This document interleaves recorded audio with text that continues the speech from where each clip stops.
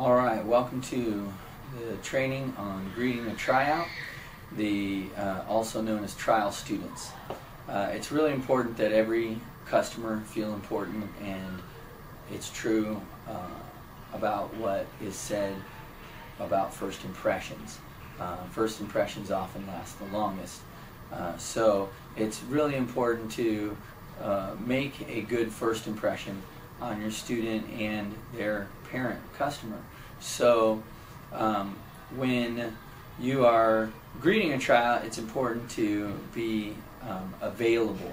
So make sure that you're checking ahead on your role to be sure to know who you're expecting, so that you can be available and waiting for your tryout to enter the pool room, and then also be able to greet them by name. It helps them feel welcomed, helps them feel important, helps them feel like they're in the right place and they know what to do. So the trials are supposed to check in with the office so that they can be brought to the room by a host who will show them around first. But if that doesn't happen, it is important to double check with your trial students to make sure that if it is their first activity with our company, that they've already signed our digital release form. And some people, they can do that online now, so some people will have already done that even if they haven't checked in with the office. It's important to emphasize that the importance of them to check in and let the office know they're here, but also not make it an inconvenience on them. So that's kind of a tricky thing. If needed, you can just pick up the phone in the pool room and notify the office that you have a trial student who has arrived that hasn't checked in yet, and then they can send a host down. Or you can let the parent know they can go in and check in with the office after you've gotten their student started in class. Now that's if the student's on the roll and scheduled as a tryout. If you ever have someone show up that says they have their first class and they don't appear to be on anybody's roll, make sure that you ask around first for the other instructors so that you can be sure that you're not just overlooking their enrollment in someone else's class just because they're not in yours. Because we want them to feel welcome and not put out, even if they've shown up at the wrong time or anything like that. They need to still have that feeling of being accommodated and helped and treated in a professional manner. So, a couple key things: make sure that you're standing on deck if possible, waiting for your new student to arrive. If you sit down over near the coach's station, it's too even if there's just a small delay in like putting away your phone or something of that nature, that seems like a long time to be ignored for a customer who's just come into a place of business. So it's important to have them feel attended to as soon as possible. When a host shows a new customer into the pool room, they'll introduce them to you. They'll often tell you a little bit about what they've discovered about the new student. For example, whether or not they've had swim lessons, maybe they're apprehensive about putting their face in the water, what the parent has expressed as their main reason for bringing them to swim. It's important to pay attention to those details. Those are things that you can emphasize as items you'll work on during class. So if they're not brought into the pool room by the host, it is your responsibility to engage that parent and student in some conversation leading to answers for those questions. For example, whether or not they've had swim lessons, the reasons for coming to swim, and what their hopes are for accomplishing in the swim lessons.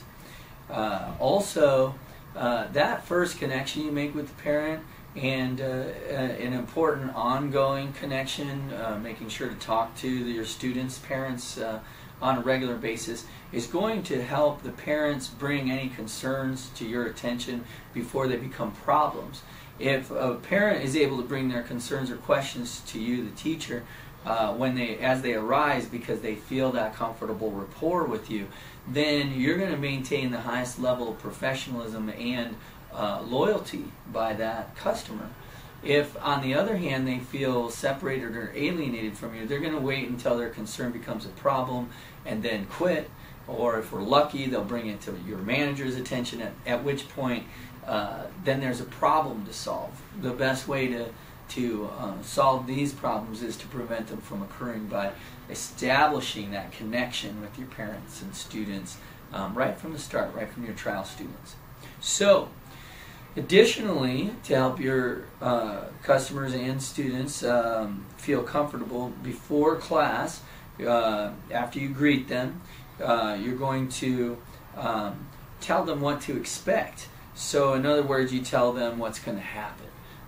First, you can put your stuff over here. The parents can watch from here. If your child needs you to, we can put a chair right next to the lesson so that you can watch more closely. We'll rinse off. I call it the car wash or the rinse-off station. The showers kind of just makes other connotations because people aren't usually showering in their swimsuits. So I just, in order to separate it from their idea of what a shower is, I call it a rinse-off station or a car wash or something that helps them have the idea that they're still going to get wet, but they don't really know what to expect. But it could be a fun thing like a car wash. So you tell them that, then you're going to get in the pool together, and they can sit in a safe spot on the steps.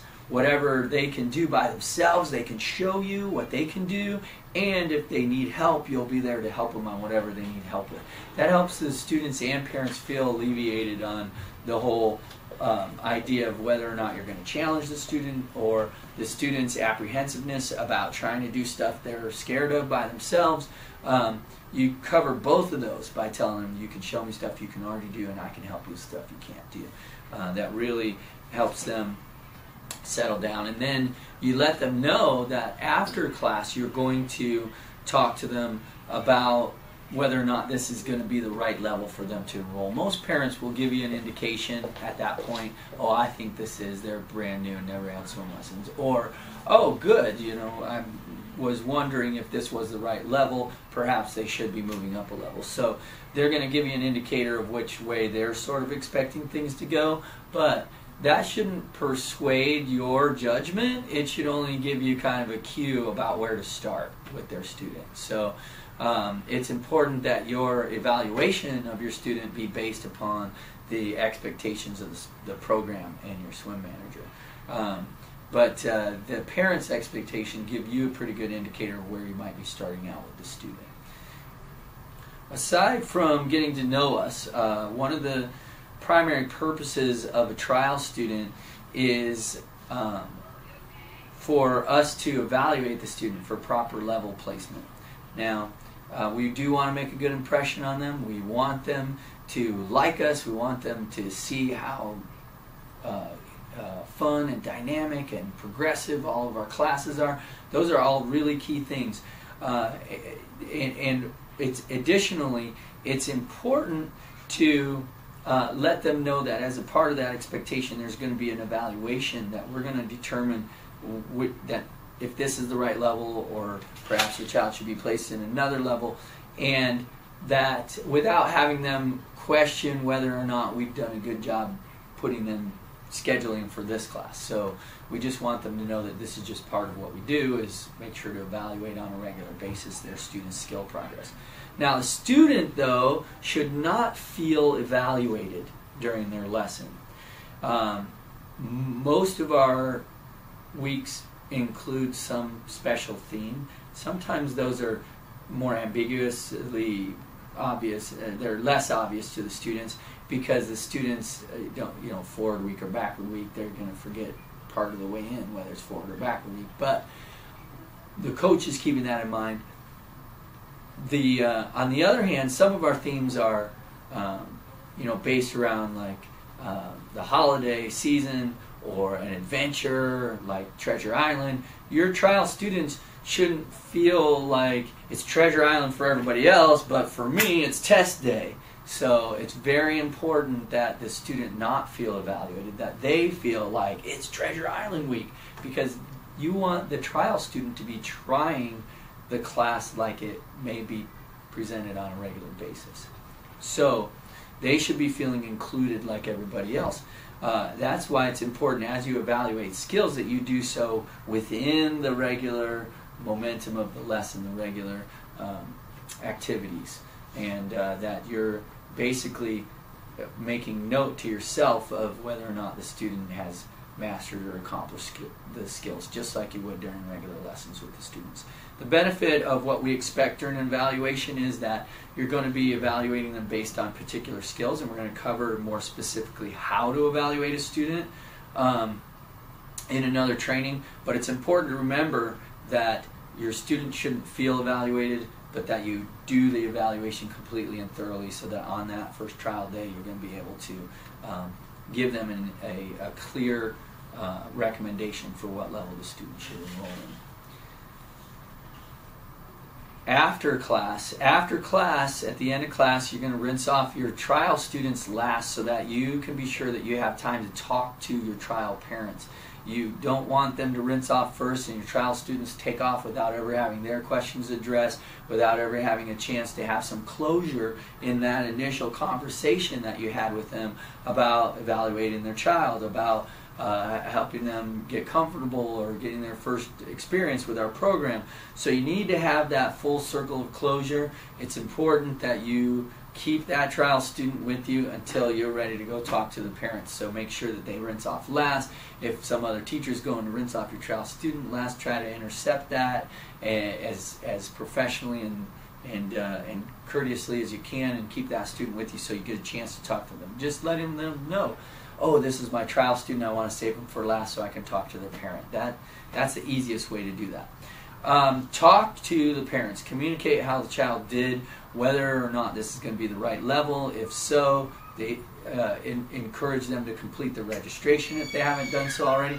If it's not the right level, encourage them to go to the office and schedule their class for the correct level for their student.